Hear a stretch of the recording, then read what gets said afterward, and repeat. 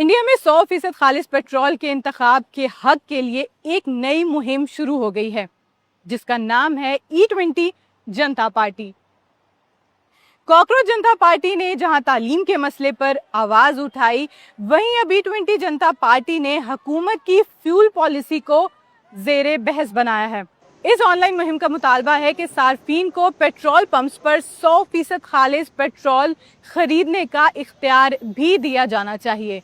E20 जनता party नामी social media account को लाखों अफराद फॉलो कर रहे हैं।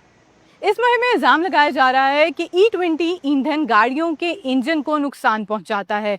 E20 फ्यूल में 20% जो है वो इथेनॉल होता है और 80% पेट्रोल शामिल होता है। हुकूमत का कहना है कि इस पॉलिसी का मकसद तेल की दरामद कम करना है, लेकिन कुछ सार्फिन और ट्रांसपोर्टर्स इसके असरात पर सवाल उठा रहे हैं। E20 जनता पार्टी ने अपनी मुहिम में इंडिया के वजीर ट्रांसपोर्ट से इस्तीफे का मुतालबा भी किया है, जबकि इस मुहिम को ट्रांसपोर्टर्स की जानिब से भी हमायत हासिल हो रही है।